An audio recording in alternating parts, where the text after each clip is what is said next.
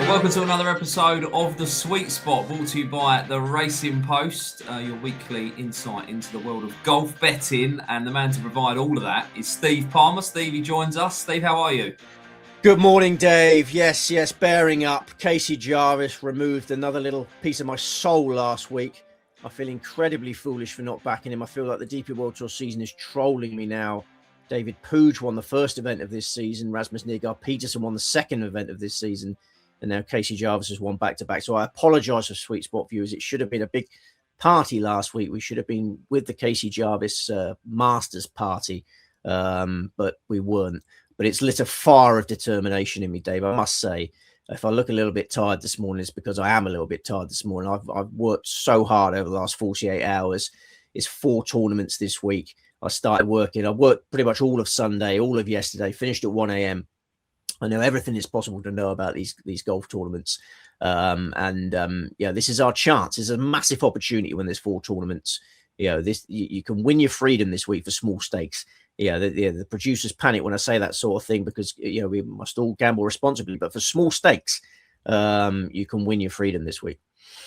4 tournaments. We will get into all of that. You're, of course, joining us here on the Racing Post YouTube channel. Do like, comment, subscribe. We want to hear from you. And, of course, it is 1 week today. We record this on a Tuesday morning. Cheltenham is around the corner and the Racing Post have got you covered. In the know, good morning, Cheltenham. That'll all be happening next week. And just keep your eyes on our socials and this channel. Everything you need to know about Cheltenham will be served up to you. Steve, listen, we'll address the elephant in the room. You've mentioned Casey Jarvis. I was trying to work out if you'd be more upset having not tipped Casey Jarvis or if you had tipped Shane Lowry. It's a good question, Dave. Yeah. I mean, we'll take them in chronological order. I mean, lots to discuss about Shane Lowry, but Casey Jarvis, just so disappointing to not be on. I'm so angry with myself. I've been hitting myself regularly over the last 48 hours because there were reasons for thinking he could keep his focus. Do you remember my wishy-washy excuses last week for leaving him out? That he might be bubbling over. I expected big celebrations after Kenya, but that didn't give enough respect to the Masters motivation. Do you remember for the first time in the history of the South African Open, the winner gets into the Masters? So I'd imagine Casey Jarvis would have got his head down after winning in Kenya and focused on the next mission, which was to secure a place in the Masters. So I feel like the focus was there. He putted amazingly well last week. And I remember when we first started backing him many moons ago, like 5 or 6 years ago, the reason we liked him so much was because of his success in South African amateur events. He won basically everything it's possible to win in South African amateur golf. And he won those events in clusters. So when he stays hot, when he gets hot, he stays hot. So, when he's buzzing, he's buzzing. And he was buzzing last week. The celebrations were wild. It's such a shame we weren't part of them. But he's now in 2 majors, Dave. He's going to the Masters and he booked his place in the Open Championship as well. It's all happening very quickly for Casey Jarvis. And he's 22 years old. Is that right? He's 22. He's got majors to come. The world's his oyster now. And he's playing again this week. We've got big decisions to make on Casey Jarvis again this week. Joburg Open preview coming up. Okay, right. So we'll look back on 2 and preview 4. Busy show. Let's start then with the South African Open that Steve has mentioned. Casey Jarvis, back-to-back, 14 under par. There was a cluster of players at 11 under par. And then at 10 under par, Eddie Pepperell, having been back on the tour through Q School. He had his wife on the bag as well. Wonderful scenes. But we'll get onto all of that. Casey Jarvis then, back-to-back. Your man Shaper did it before Christmas. Patrick Reed nearly did it. I think he won 2 out of 3. Players are a bit streaky at the moment. Well, Casey Jarvis has won the last 2. Daniel Hillier won the New Zealand Open last week to rub salt into our wounds. Yeah, we've been backing Daniel Hillier a lot. He just got married in New Zealand and then he went and won the New Zealand Open. So, Henny de Pletheth is the comeback story you should be talking about. It's nice to see Eddie Pepperell back, but Henny de Pletheth is an even more magnificent story because he had 18 months on the sidelines. He had basically an 18-month sabbatical to get a wrist injury sorted. So he had wrist surgery. And then when he came back last October, he won his first event back on the Sunshine Tour. And he's played great since. So it's showing the benefit of a sabbatical, Dave. I think we should have a sabbatical, 18 months off, and then we come back and we just tip the winner every week. So yeah, as Henny de Pletheth, keep an eye on him. Angel Ayora, we must discuss Angel Ayora. Another terrible start to the final round day.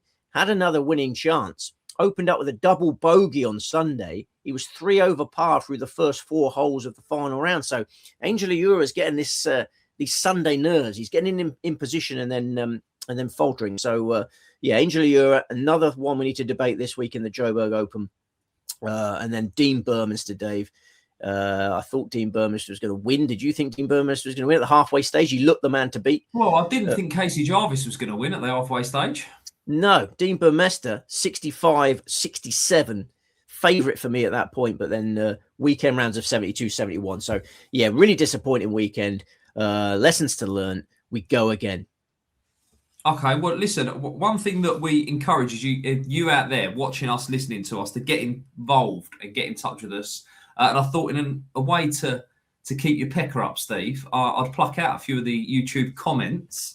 Giles Moore says, Jarvis 2 in a row. Who'd have thunk it? Hillier rubs salt in the wounds by winning in New Zealand too. You just have to laugh and move on. I'm not sure Shane will be doing that for a while, though. I know Nico can play in the wind, but he'd missed 4 out of 5 cuts. Keep your pecker up, Steve. Onwards. Thank you, Giles. Yeah, I like Giles. There were some great comments last week. I really appreciate all the support. Well, one more as well from Andy Turner. Steve made some logical comments about not backing Casey Jarvis, so no problem there. Again, it shows South Africans very much win in their own country. So looking forward to all the experts' Joburg Open thoughts this week. So we'll get on to all of that. All good. Very, very generous of Andy there. Yeah, I think my reasons for avoiding Casey Jarvis last week were wishy-washy, and I'm angry with myself, but I appreciate Andy being kind. Listen, we promote kindness here on the sweet spots. Hashtag be kind. Anything else to add, Steve? So we've got a busy show, so we've got to crack on. No, we must press on. Be kind, work hard. Be kind, work hard. Cognizant Classic. Cognizant Classic, lots to discuss there. Okay, right, be kind. The bear trap wasn't too kind to poor old Shane Lowry. I couldn't believe what I was actually seeing this, Steve. We're not looking at a player who's not been on the big time. We're not looking at a maiden, someone looking to win for the first time. And the wheels well and truly fell off for poor old Shane Lowry. Yeah, absolutely horrible to watch because we all love Big Shane. It looked like he'd ridden his luck and was going to win because early on in the round, he hit some shocking shots and got away with it. He pulled a drive at the 6th. Did you see that one at the 6th? Like a toppy duck hook. Then you always think, it's his day. It's got to be his day. Yeah, because things were going well. It was the old luck of the Irish. I mean, that shot at the 6th should have ended up in the water and didn't. He salvaged an amazing par.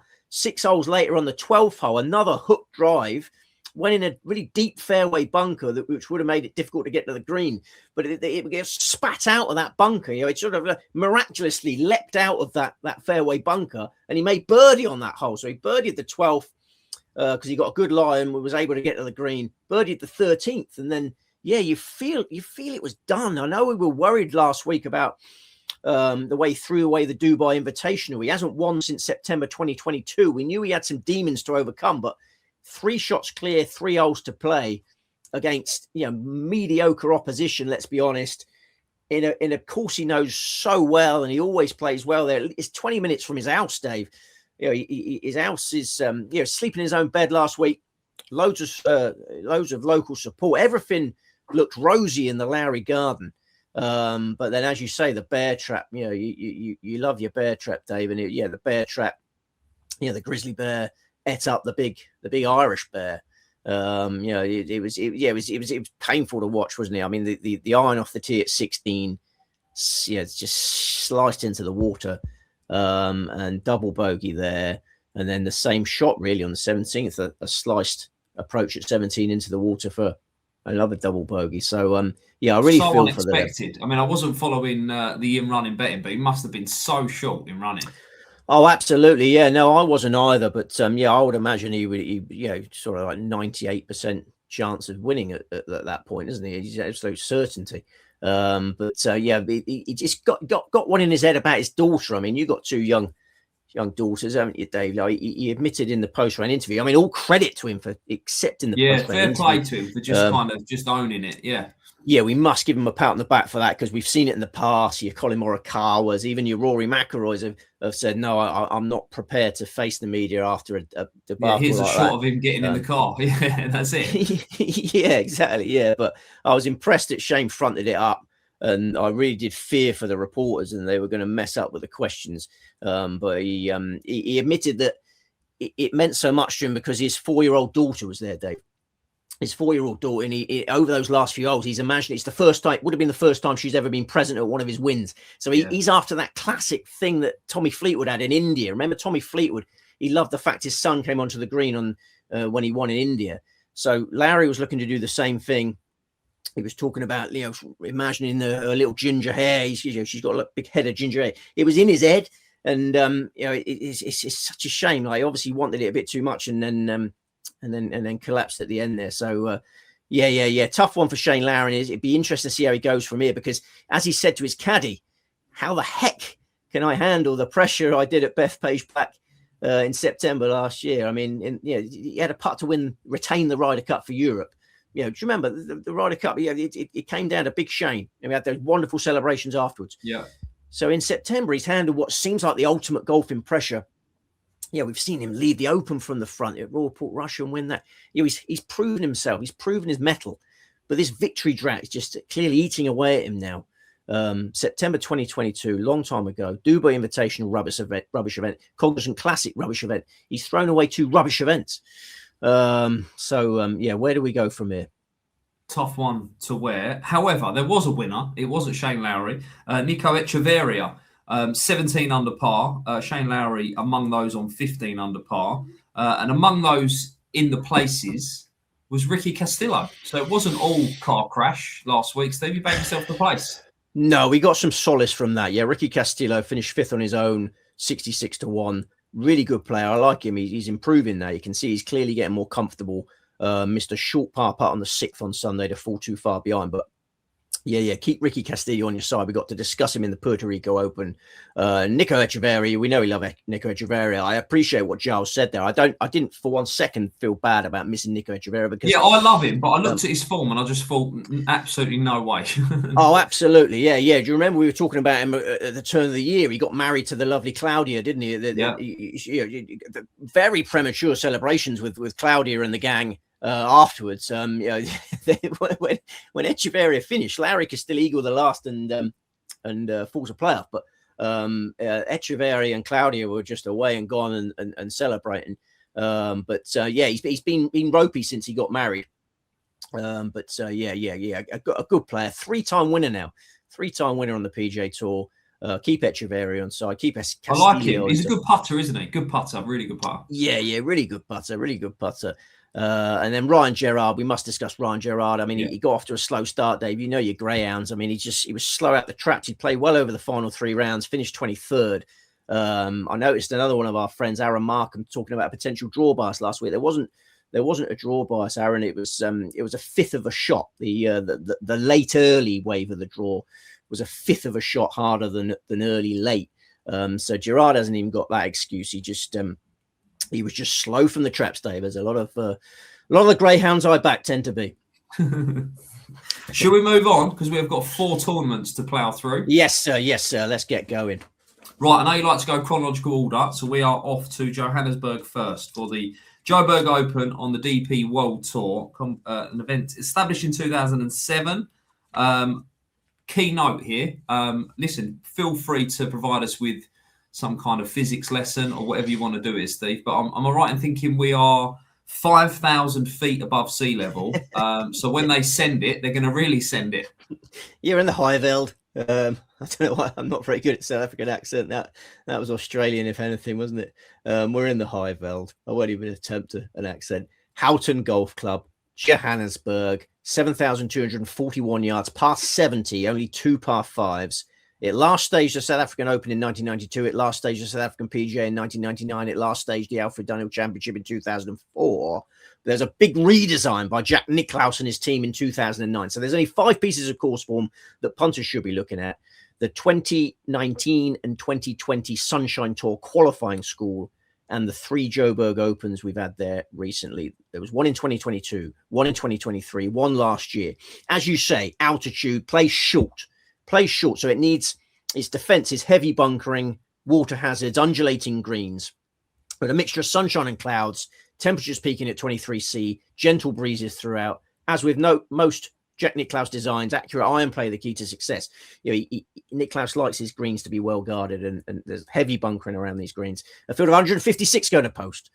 We have 4 tournaments to plough through, as I mentioned. When I looked at the market here, this was the one that I was looking forward to the most, to find out who you was going to tip, because we've got Jaden Shaper as the market leader, Patrick Reed up there as well, Angel Ayora, Henry Duplessis, Francesco Laporta, who's been in great form, and a certain Casey Jarvis as well. 3 on the spin, surely not. Right, so the Joburg Open, how many selections? 2 selections, Dave. Okay, 2 selections, and it'd be remiss of me not to ask you, what kind of player are we looking to pinpoint here? Give us an attribute. Accuracy more important than power this week. As you say, plays very short, and accurate iron play the key to success. Okay, right. 2 selections for the Joburg Open. Who is the main pick? Jaden Trey Shaper. Keep the faith in Jaden Trey Shaper. Expect another DP World Tour event in Africa to go away of this Shaper Jarvis alliance. We mentioned last week what great friends they are. Shaper won 2 DP World Tour events in Africa at the end of last year. Jarvis has won the last 2 DP World Tour events in Africa. So they've had the last 4 between them. They're egging each other on. And I think the fresher, hungrier man wins this week. Shaper skipped the Kenya Open. So he had a nice fortnight off prior to last week. He had a really cold putter in round 1 last week. Didn't hit the ball well in round 2. Left himself too far behind going into the weekend. Finished 29th. But I think that scheduling decision will be rewarded this week, because you compare it with Jarvis, who we'll be discussing a lot here. Casey Jarvis is playing for the 7th consecutive week this week. Okay, so Casey Jarvis has been going to the well. He played a Challenge Tour event, Dave, the week prior to the Kenya Open win. So Shaper is fresher. Shaper has that extreme motivation because he's not in the Masters yet. We discussed it a lot last week. He's ranked 57th in the world. He needs to be in the top 50 on March 30th to get in the Masters. So these next few weeks, absolutely crucial for Jaden. This is by far his best opportunity to claim a ticket for Augusta. This is the last DP World Tour event this year, this season in Africa. So this is your chance. Huge motivation. And Shaper loves Houghton Golf Club. This is where it all started for Jaden Trey Shaper, Dave. He finished 10th in the 2020 Sunshine Tour qualifying school at Houghton, just after turning professional. So that's how he got his card on the Sunshine Tour. He's been a consistent threat in his homeland ever since. He turned pro at the age of 18, quickly became Sunshine Tour Rookie of the Year. Then he built Joburg Open form figures at Houghton of 18-9-9. Now he returns to attack the course as a 2-time DP World Tour champion. So I thought he'd be single figures. When the market came out, it was Patrick Reed and him jostling for favoritism. I think Jaden Trey Shaper deserves to have clear favoritism for this.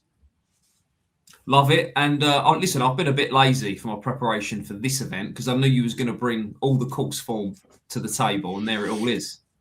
I've got everything you need at the table, Dave. Yeah. Shaper's proven himself on this course when a far less well-established player than he is now. Right. So here's the main selection then. Jaden Shaper. Who is the next best or the other selection? Jacob Skov Ollison, who is a couple of years older than Shaper, should start winning DP World Tour titles in a similar fashion soon. Ollison started in American college golf, made a name for himself over there. Then he won the 2024 Amateur Championship. He was the first Dane to win that, the biggest event in amateur golf.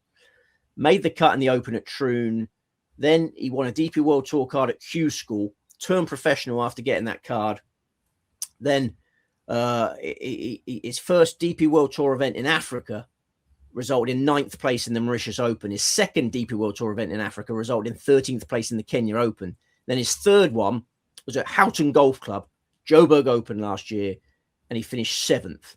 Open with a 65, fell in love with the track, finished the event only 4 shots off the lead. He's been a regular on DP World Tour leaderboard since, only a matter of time before the breakthrough. Finished 3rd in the Qatar Masters a month ago, 5th in the Kenya Open, and then had a bad start in Stellenbosch last week. Played last week, Open with a 75, had a triple bogey on the 14th hole. Did well to make the cut in the end, finished 63rd. So, yeah, he's the one that's going to keep Shaper honest this week, I feel. Okay, and listen, I know it was a ropey start last week, but I've seen numerous people in the YouTube comments who have backed him first round leader a few times, and he's done the business. So he's usually a good trapper, if you want to use another ground term. He is a good trapper, Dave. He is a good trapper, and it'd be interesting to see how Casey Jarvis traps this week. Obviously, we'll be on Casey Jarvis watch. We've tipped Casey Jarvis for the last 3 Joburg Opens, Dave. We tipped him at 300 to 1. 300 to 1 in 2022, 45 to 1 in 2023. Then last year, there wasn't a Joburg Open in 2024. Last year, he was our headline tip at 35 to 1. So, yeah, I mean, obviously, he's the man we don't want to win is Casey Jarvis. Surely he's going to run out of puff now. 7th consecutive week, 14 to 1. Well, he won his 6th consecutive event. So. Yeah. Is it 3 on the spin? Has that been done? Woods? And surely someone's done it at some point. Oh, someone's done it, Dave. Yeah, you're asking questions about a man that's not slept for 48 hours. That was something that I thought might have been on the table, to be fair. No. If Casey Jarvis wins, we take a month off. Okay, fair enough. Shall we move on? Yes. So what about Patrick Reed? Yeah, Patrick Reed. Remember, it was his first event in South Africa last week. Tied 29th. Another course debut this week. Unfamiliar terrain. Yeah, when the market opened up and Shaper and Reed were level with each other, I was very excited. The market's moved slightly, but Shaper emphatically over Reed for me. Given that altitude, I mean, maybe I'm looking too much into it, but I thought even more sort of prominence on the course form here, because you got to know how far that ball's going to fly. What club choice is going to be important, course management, everything. Absolutely. Jaden Trey Shaper's been here since the age of 18. He's playing well in a Q school, Sunshine Tour Q school. So he knows this track better than anyone, Dave. Right. Anything else to add, or should we move on? No, let's move on. This is an exciting week. 4 tournaments, big opportunities. Go take the opportunity. It's there for you. Okay, right. 2 selections there. We are off to Hong Kong now for the LIV Golf. Where are we, Steve? This was an event won by Sergio Garcia last year, right? Sergio Garcia. Hong Kong Golf Club, Fanling, Hong Kong, 6,711 yards, par 70, only 2 par 5s. LIV Golf Hong Kong was played for the first time in 2024. We had another one last year. The European Tour has been here for the Hong Kong Open from 2002 through 2018. Then it became an Asian Tour event, the Hong Kong Open, 2020, 2023, 2024, and last year. So lots of course form, classic, old design, short and tight. We've had loads of rain in the build-up, Dave. Loads of rain. It's playing soft. It's vulnerable. Absolute birdie fest on the cards here. Sunny and calm for the competition days. 57 runners going to post. Place your bets by 5:15 a.m. on Thursday morning, UK time. Live on TNT Sports, Discovery Plus, LIV Golf Plus app. Terms and conditions apply. Right. The first event, Joburg Open, just remind us when that kicks off, because obviously if we're playing multiples, we've got to be on by the first leg. This is it. 4:30 a.m. Joburg, 5:15 a.m. Hong Kong. Unless you're an early riser. I mean, I'm an early riser because my son just wakes me up. This is a Wednesday night job, isn't it? Getting all your bets on. I think it is, Dave. Yeah. Get back from your nightclub on Wednesday night and place your bets if you're not in too much of a state of inebriation. Never gamble when you're inebriated.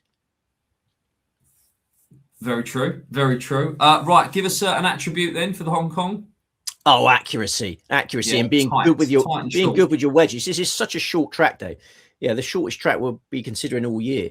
Iron off the tee, wedges on a lot of hole. You got to be smart on approach. Right, market here. John Rahm leading the way. Bryson DeChambeau, David Puig, Tyrrell Hatton, Joaquin Neiman, Cameron Smith. It goes on and on and on. Tom McKibben at a big price, attracting a little bit of support this week. I wonder if he's in your team. How many?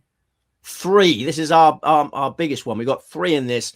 We're going with a we got 8 tips in total, Dave. 8 tips in total. So I don't want to put too much pressure on. What is the formation then? 2 by 3. Yeah. We got 1 by 1. 2, 3, 2, 1. Okay. 2 by 3, 6, 12. 12 each way, 4 folds. I think I make that. So you've only got 1 selection in the final event. Yes, sir. Ooh, very interesting. Okay, right. 2 is the main pick then for the Hong Kong LIV Golf. Tom McKibben, who won the Hong Kong Open in record-breaking fashion last year. Rounds of 60, 65, 65, 63, 27 under par, 7-shot victory, an exhibition of golf. McKibben will be licking his lips at the chance to return to the same venue just 4 months later. That wet build-up that I mentioned, ideal for McKibben. Hong Kong Golf Club there for the taking. McKibben long and accurate with whatever club he chooses off the tee. Excelled with his wedges there last year. I just expect a repeat success. On his LIV Hong Kong debut a year ago, he finished 6th, 67, 66, 66. So his scoring average at Hong Kong Golf Club is 64.57. He's made a steady start to the year, Dave. 19th in the Dubai Desert Classic, 17th in Riyadh. He had 2 good rounds out of 4 in Adelaide. Only 1 player on the LIV circuit has found more fairways this season than McKibben. Yeah, the key to success this week. So, 23-year-old Northern Irishman. He must lead the staking plan. Good. I'm glad he's in the team because he was one on my list as well. And he has been nibbled in the betting already. Here's the main tip. Who's the next best? Cameron Smith, who had excuses for a quiet 2025. He became a father last spring. The arrival of Remy. He called his son Remy. And he took his eye off the ball a bit. He lost his edge. He didn't play well in big events. But there were signs of a revival in the Australian Open in December last year. He finished 2nd in that. He's made a strong start to 2026. I think Smith is back. He closed with a 65 for 13th place in LIV Riyadh. He finished 8th in LIV Adelaide last time out. Smith is the captain of Ripper GC, of course, Dave. The Rippers have won both of the team events this year. So absolute party time in Adelaide when the Rippers won that. God bless the Rippers. The Rippers have provided my only piece of golfing happiness this year by winning the LIV Adelaide team event. Smith has got his tail up. He looks as happy as Larry. Can Ripper GC complete a hat-trick of team event wins this week? Is entirely feasible, but I think Smith's going to contend for the individual title as well. He loves Hong Kong Golf Club, Dave. He was 2nd in the 2023 Hong Kong Open. He was a playoff loser in the inaugural LIV Hong Kong. We were on him that week. He improved his round score each day on his way to 20th place in LIV Hong Kong last year. He's 2nd on the LIV Tour for birdies this season. He's 2nd for putting. I think it's going to be a low-scoring week. I think a low-scoring Hong Kong Golf Club right up his alley. It was very, very tough picking between McKibben and Smith for the number 1 selection, Dave. You know me. I only like to have my top selections in the accumulators. I've done a treble and a quad this week.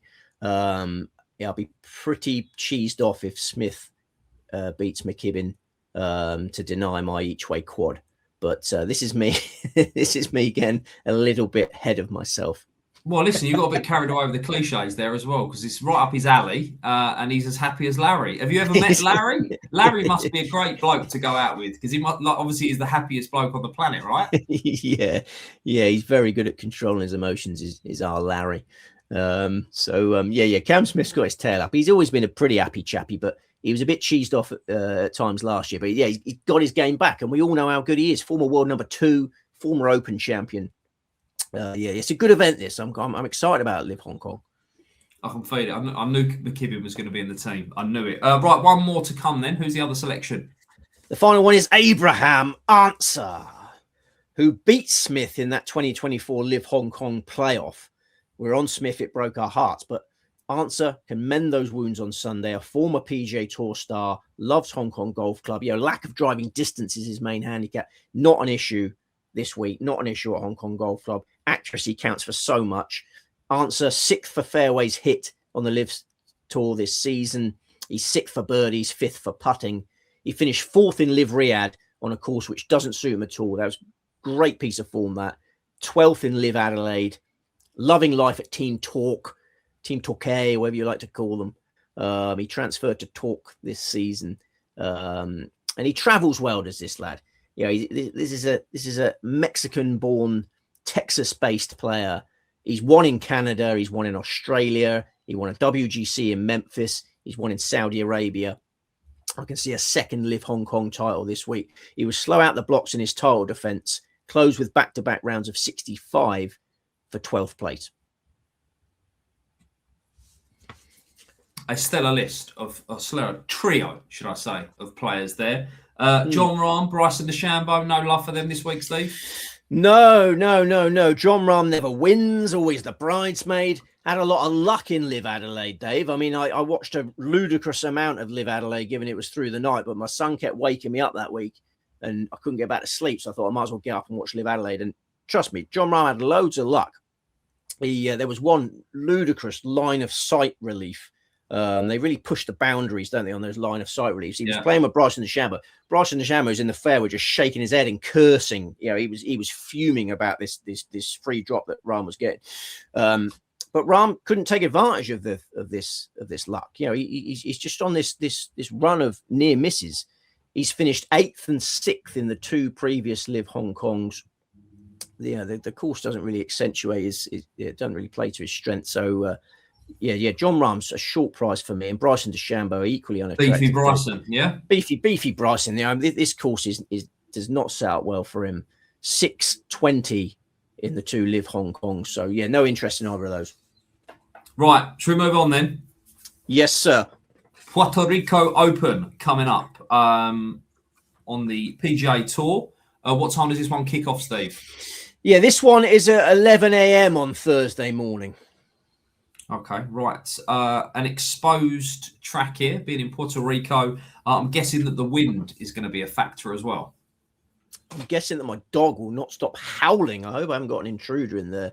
I'm so committed to sweet spots that I'm going to continue the broadcast and deal with the intruder later. Grand Reserve Golf Club, Rio Grande, Puerto Rico, 7,506 yards, par 72, 4 par 5s. Hosted the Puerto Rico Open since 2008. Flat paspalum grass fairways, and the honours board is very, very mixed. You know, Ryan Brehm and Bryce Garnett have won recent editions of this. You know, they are chalk and cheese as golfers. So there's many ways to skin this particular cat. I think accuracy is the key to success this week, given the weather forecast. We got moderate to fresh breezes all week. You know, a consistent breeze. I think controlling your ball from tee to green is the key to success. A field of 120 going to post. And I think we're going to be able to watch this one day for the first time. We don't normally get to watch the Puerto Rico Open, but I noticed on the Sky Sports website, they've said it's available from 3 p.m. on Thursday on Sky Sports Plus. So, you could have 4 golf tournaments available to watch this week.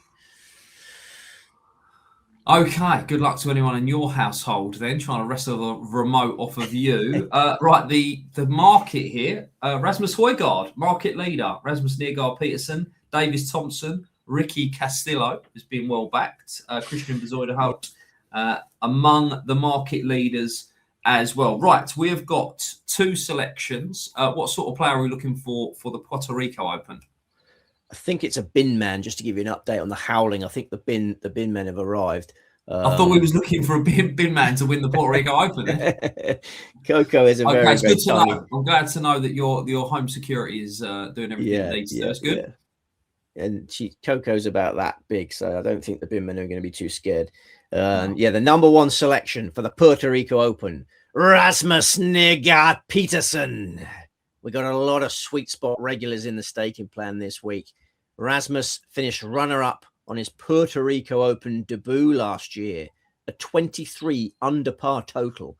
That would have been enough to win any of the other Puerto Rico Opens in history. Rasmus so unlucky to run into an inspired Carl Phillips.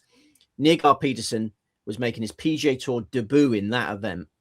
He finished 22nd in the Valspar Championship in his second PGA Tour start. Then he finished 12th in the US Open in June. This is a lad who went to Oklahoma State University. He's comfortable in stateside arenas. He won 3 times on the Challenge Tour in 2024. He won his maiden DP World Tour title in the Australian Open at the end of last year. That followed 3rd place in the DP World Tour Championship. You must remember that one. Finished like a train to get a PGA Tour card. So, yeah, you know I love this fella. I've always loved this fella, and he's made a nice, steady start to 2026. You know, PGA Tour rookie, hasn't missed a cut. He's been banking decent checks. 4 solid rounds for 40th place on his Cognizant Classic debut last week. I see a maiden PGA Tour title for a supreme ball striker on Sunday. 9 of the 12 editions of the Puerto Rico Open have been won by a PGA Tour maiden. Interesting. Obviously, this one always runs opposite the Arnold Palmer. He's respected in the market. You started rambling on about Binman. I did ask you which attribute we should be looking for, Steve. So before we get the second selection, what kind of profile player are you looking for here? Yeah. I think accuracy from tee to green is important this week just because the wind's so strong. You know, all 4 days, consistently strong breeze. I don't think you're going to get a slugger winning this week. So both of my guys are blessed with enormous amounts of tee to green control.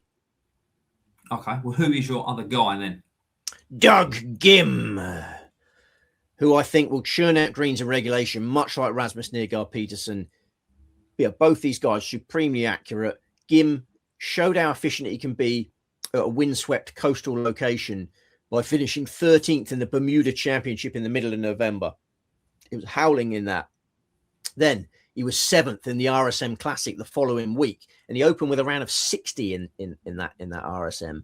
So Gim likes this sort of test.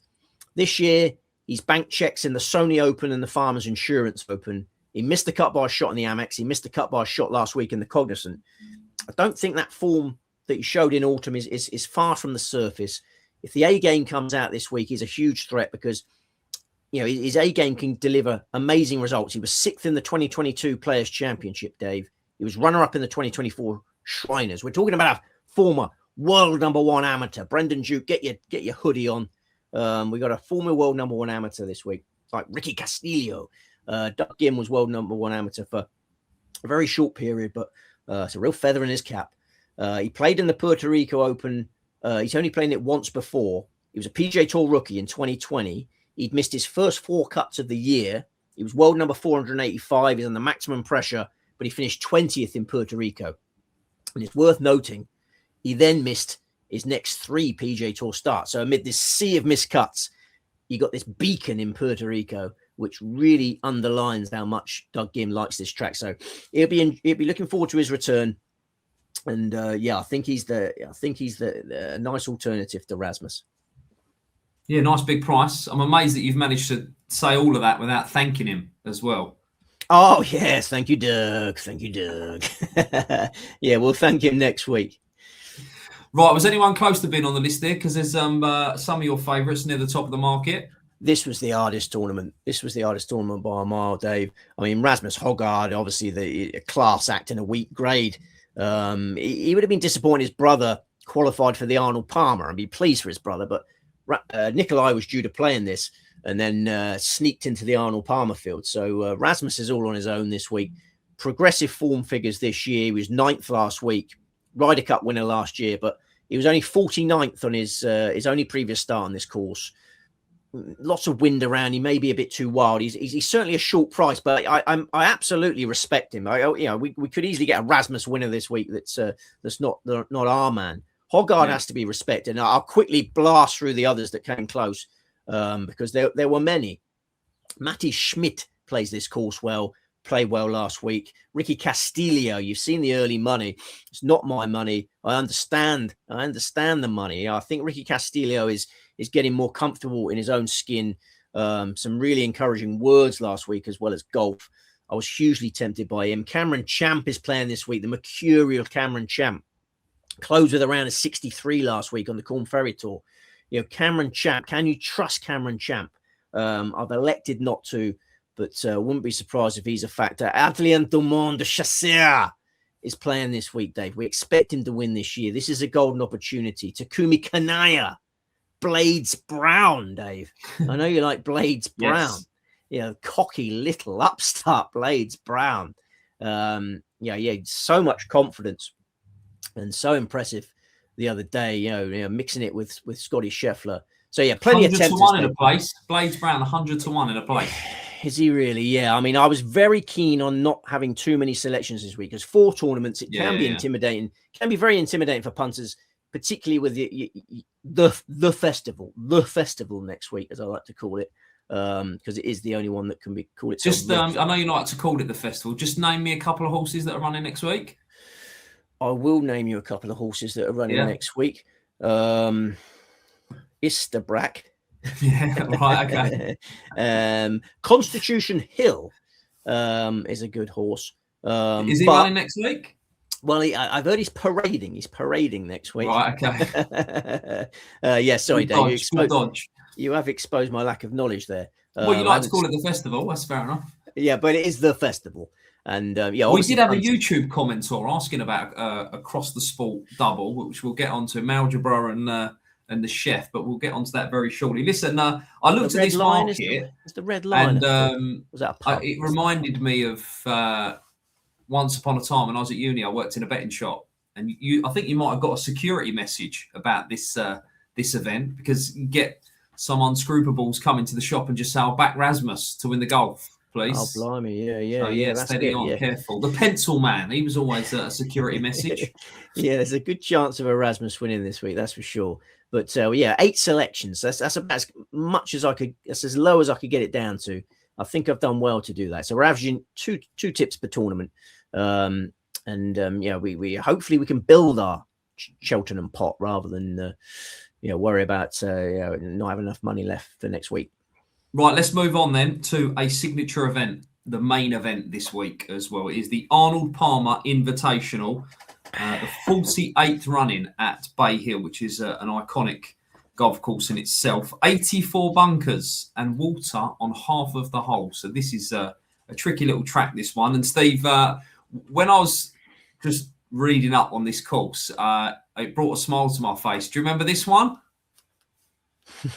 Yeah, I do remember this one. Shambo on the sixth, just unhuman-like driving to clear the water. A long time ago, and this course has changed a lot since then. But I wouldn't. What did you describe it as? A tricky little course? Yeah, this is not little. Yeah, I mean, as in it's a tricky long course. You've got to plot your way around here. It's an absolute beast, Dave. Absolute beast. Arnold Palmer's Bay Hill Club and Lodge, Orlando, Florida, 7,466 yards, par 72, 4 par 5s.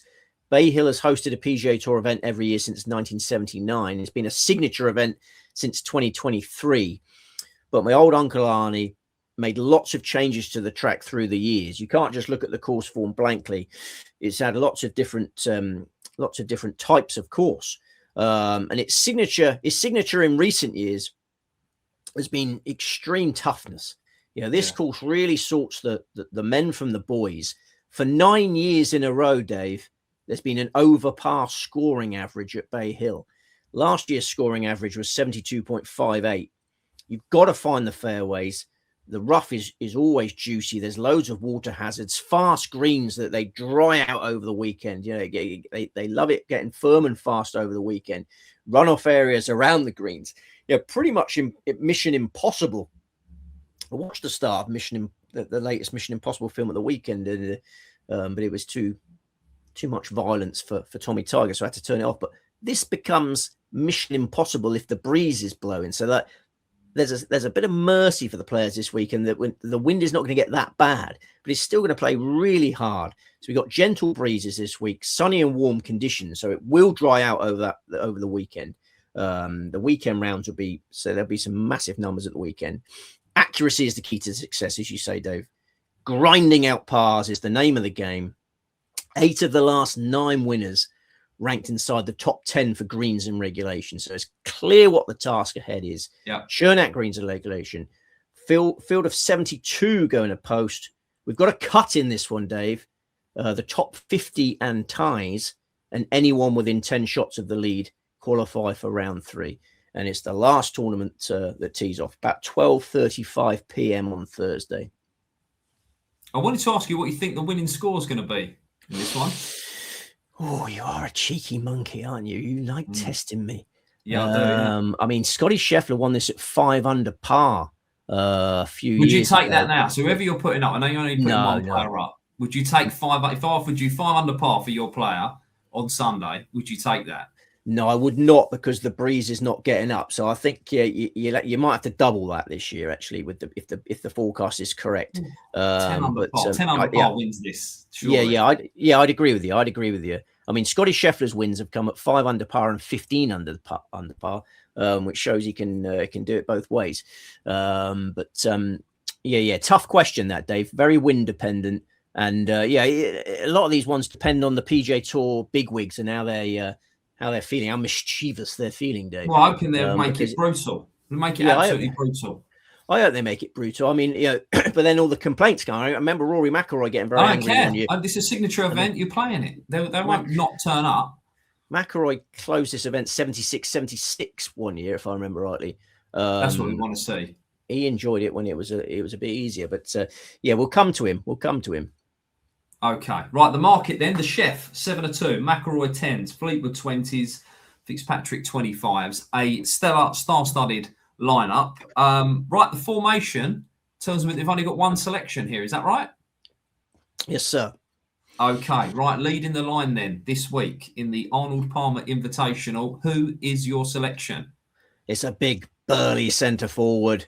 You can trust him to hold the ball up well, I suspect. It's Scotty Scheffler.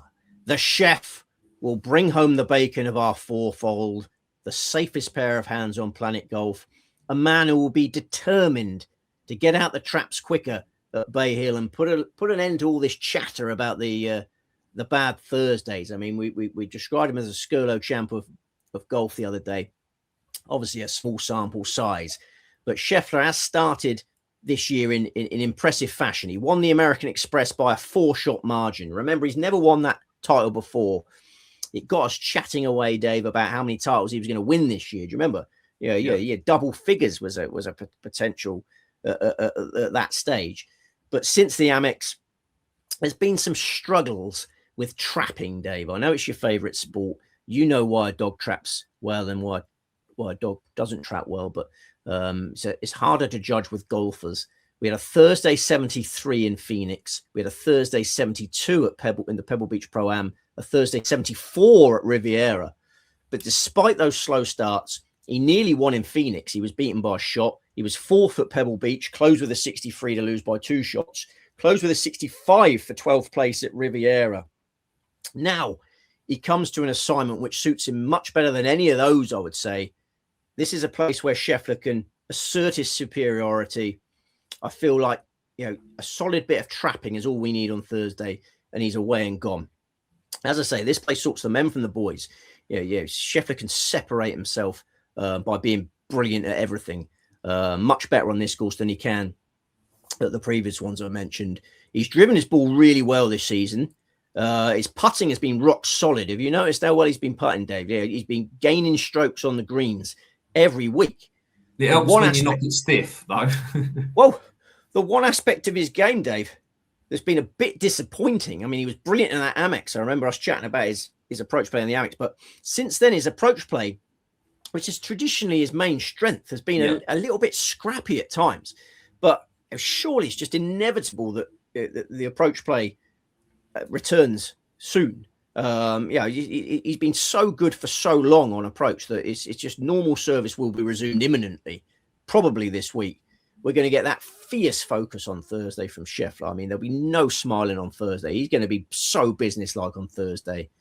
He'd be frustrated with all this Thursday chat. And Bay Hill, just an ideal track for him to prove why he's the best player in the world. I mean, he was on a run of 19 consecutive top 10 finishes until he finished 12th at Riviera. And his Bay Hill record just ridiculously consistent. He was 15th on debut in 2020. Outside the world's top 50 back then, obviously, PGA Tour maiden. He won the 2022 Arnold Palmer on his second Bay Hill start. He was 4th in 2023, and then he won by a 5-shot margin in 2024, 11th last year. So he's been winning this event every other year. I think that pattern is going to continue. I obviously considered it's not just a case of just going through one player and say, oh yeah, he's going to win. I go through all 72 players to get to Scotty Scheffler. It's a long, laborious process, and I just found chinks in the armor of everyone. Like I tried to find alternatives. I'll come to the ones I got closest to now, but there's no chinks in the armor of Scotty Scheffler. This first round thing is an anomaly. It's not a thing, Dave. It's not a thing. Okay, you're making it into a thing. I'm making it into a thing. Right, listen, he is 7-2 in a place. What would be too short for Scotty Scheffler when you just go, well, do you know what? He's got a great chance, but I can't back him at that price. I think it's a lovely price, and I think the first round thing, if it is indeed a thing, has made that price as good as it is. I think he's gone off shorter prices than that this year. This is as good as we've got this year, I believe. And I think it's a bargain. Because it's a signature event, you got the big names there. But I can find chinks in the armor of all those big names. I think 7-2 is a massive price. Right. If you tell me that because McIlroy's played in the TGL, that's a chink in his armor, I'm not going to accept that. He is the second favourite. I feel that's what's coming. There's double-figure prices out there about Rory McIlroy. He's not your pick. Why? Well, he won this in 2018. He's got a good Bay Hill record. He's the biggest danger to Scheffler for me. But it was an 18 under par total when he won that in 2018. 2018 was the best year ever. Yeah. 2018 was a glorious year. We backed Rory McIlroy at 18-1 that week. All the 18s. We backed him at 18-1. He finished 18 under par in 2018. But Bay Hill was playing easier back then. It's become more of a grind since. Who are you going to trust in a grind, Scheffler or McIlroy? Course management so important this week. Who are you going to trust with course management, Scheffler or McIlroy? I could see this becoming a Scotty v Rory show at the weekend, but at the weekend when it's going to get tougher and tougher and the course is drying out, you just back Scheffler not to make the mistakes, and you think Rory could make the mistakes. And yeah, I am going to mention TGL. I'm going to mention contrasting preparations day because I do think they're a factor. I mean, yeah. I'm only jesting. Who's to say that the reason Shane Lowry suddenly hit a wall of mental fatigue on Sunday, Dave, was the fact that he played a TGL match on the Tuesday night? I mean, poor preparation, investing emotional energy. Suddenly on the 16th, hit him like an anvil. I'm not for 1 second saying it's definitely the reason why, but it could have been a 1 or 2 percentage point. Could have been 1 or 2 percentage points. Why is he playing on a Tuesday night TGL? Madness. Rory McIlroy, signature event this week. He's playing TGL on Sunday night. He's bantering with Tiger Woods. Obviously, he's in awe of Tiger Woods. He's like a little kid, and he's like a little kid around Santa Claus when he sees Tiger Woods. He's investing emotional energy just being near Tiger Woods. He reveres Tiger Woods. So McIlroy's invested a lot of emotional energy on Sunday night. And then on Monday, he's playing in the Seminole Pro member of it. Have you been following that? The Seminole Pro. It's always in the week of Bay Hill on a Monday. Basically, it's like the richest guys in America. Seminole Golf Club. How challenging is the course? It's by the coast. It's nothing like Bay Hill. McIlroy's playing with his dad. McIlroy's playing with Shane Lowry in that group as well. So McIlroy's probably done about 5 hours of counselling work on Monday. Shane Lowry's gone from that to the Seminole Pro member, teeing up with McIlroy and Jerry McIlroy. The McIlroy's won it, but loads of players. The rich guys of Seminole attract all the. It's a lovely golf course to play. It's a network. If you paid a fortune to turn up, I'm sure. There's got to be some money involved. It's the most elite golf club in America. It's up there with your Augustas. But the point is, McIlroy's gone from Sunday night TGL to 18 holes, counselling Shane Lowry and looking after his dad, and on a coastal track, which is unlike Bay Hill. Contrast that with Scotty Scheffler, who never gets involved in TGL.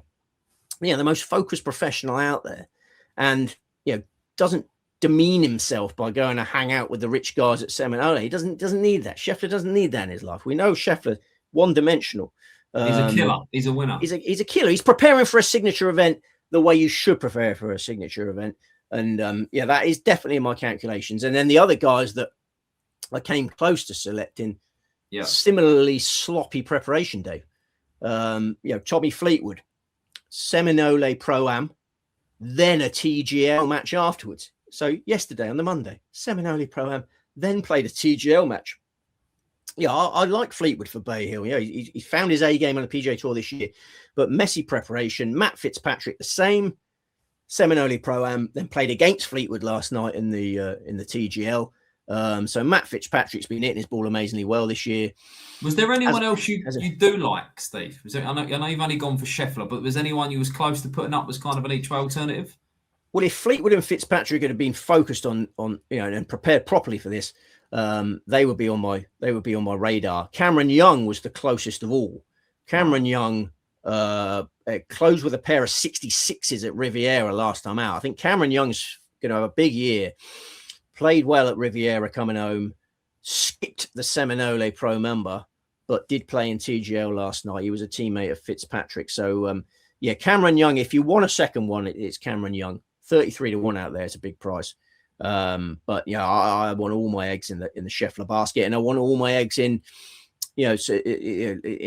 multiples. This is a massive opportunity for each way trebles and quadruples. Right, okay, I'm just going to fire some at you that are on my radar, and you can just put a line through them for me. There is a player at 90-1 available called Michael Thorbjornsen. Yeah. Yeah, he's been disappointing since the near miss in Phoenix. His driving is very useful here. You're obviously a magnificent driver, and that is useful in the Arnold Palmer. Yeah, I haven't got enough confidence in him. No, sorry, Dave, I've not got enough confidence in him. That's all right. And the other one was Sahith Theegala at 100-1. Yeah, I wouldn't have enough confidence in him. No, to beat Scheffler around here, there's only 3 players I can imagine. Well, it's 4 players I can imagine doing it, and I've mentioned them all. Rory McIlroy, if his course management is better. Tommy Fleetwood, Matt Fitzpatrick, Cameron Young. So I can't imagine anyone else doing it. Colin Morikawa, he had a near miss in this last year, Dave. Remember, Russell Henley chipped in. Colin Morikawa was second, but his previous efforts at Bay Hill have been disappointing. What about Ludwig? Where are we at with Ludwig Aubert? Yeah, Ludwig creeping back to his best. Had health problems at the start of the year. He hasn't played well hardly at all this year, is he? So it's a leap of faith. He's got plenty of Bay Hill experience. Played well here as an amateur when he started out on the PGA Tour. So obviously respect Ludwig. I respect Ludwig, but I just want to see a bit more before I take the plunge with him. I just see one outstanding candidate here. I think this is a week. Yeah, you got to time these weeks right with Scheffler. We try and get him beat when we can. We try and get him beat as much as possible, but we just can't get away from him this week, I'd say. That's fair enough. So you're going to be putting a dent in the sofa this week, Steve, I'm sure. 4 events. Yes. I'll get as much on the telly as I possibly can. Obviously, it's very difficult to wrestle full control. Tommy Tiger's obsessed with Indiana Jones. That's his hero. My hero's Tiger Woods. His hero is Indiana Jones. So he likes to just watch Indiana Jones as much as he can. I'm going to watch as much golf as I can. And this could be a great week, Dave. I mean, this could be the week. It could be the last time that the Sweet Spot viewers get to see you. Yeah, I mean, if all the number 1 selections win, then we'll say our goodbyes. But is there any darts on this week to chuck in a 5-fold? I will have the Premier League, won't we? We'll have the Premier League. Yeah, but I don't get involved in it. I like watching the Premier League, but as a betting, well, I got a season-long bet going. Back Josh Rock to finish bottom at the start of the year.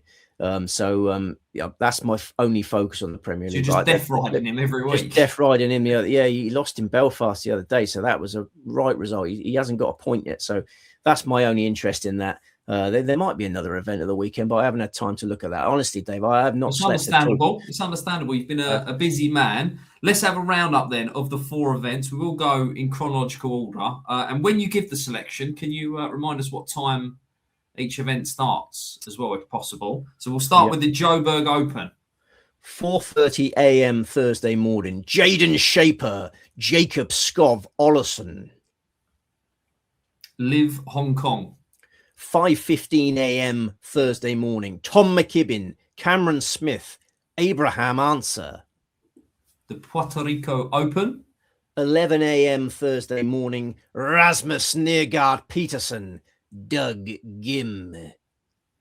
And the Arnold Palmer Invitational. 12:35 p.m. approximately, Scotty Scheffler. Obviously, those timings are UK and Ireland time. We got a worldwide audience, Dave. GMT. Right, yeah, one of the YouTube commenters, Maljabra, I think it is, and Scotty Scheffler. I think we might have some of that. I've heard of that before, Maljabra. So, what do you think, Steve? I'm sorry, Dave. I have absolutely no idea what you're talking about. The double. Cheltenham, Maljabra. Oh, Maljabra's a horse, is it? Maljabra's a horse. Okay, no, fair enough. Sorry. I don't know what race he's in, but someone's chucked that out as a double. Have they? No, I appreciate that. No, chuck it all in there. There was some fantastic comments last week. We had a Canadian on last week. Yeah, I love this worldwide audience we got. You know, elbows up, Canada. I learned a bit about that expression last week. There's a fella coming in with like his dream two-ball partnerships of like funny names like Alka, Steve Alka and Michael Hollick, you know, Alcoholic two-ball. Nice. He's coming up with all sorts. The comment section is thriving. It is. So Maljabra to win the champion chase and Scotty Scheffler. There you go. Okay, yeah, Maljabra. Yeah. Sorry. Yeah. Well, obviously next Tuesday we'll be on and we can come up with live Cheltenham selections for day one, yeah? How exciting. Yeah, I'm sure everyone's on the edge of their seat to find out. I'll test your knowledge next week on Cheltenham, see what you got for us. I might get a few whispers from the yard. People always, the yardies are always ringing me up. The dogs are barking and all that rubbish, yeah? Yeah. I might get some whispers, so I'll pass them on next Tuesday if I do. Okay, all good stuff. Steve, listen, go well this week. It's a big week, 4 events. It feels like it's all about the chef as well. Is that the banker of the week, the chef? Well, it's all about the fourfold. I mean, if you offered me 3 winners now, I wouldn't take it. I want the fourfold. This is our moment, Dave. Martin McCutcheon kind of job. This is our moment. Okay, well, this has been the sweet spot here on the Racing Post YouTube channel. A reminder that Cheltenham is next week. We've got you covered. Check out the feed. Next week, there'll be all sorts of content. Good Morning Cheltenham is a must-watch every morning of the festival. Live show, bringing you all the noise from the Fezzy. Gamble responsibly, enjoy the golf, and we'll see you next week.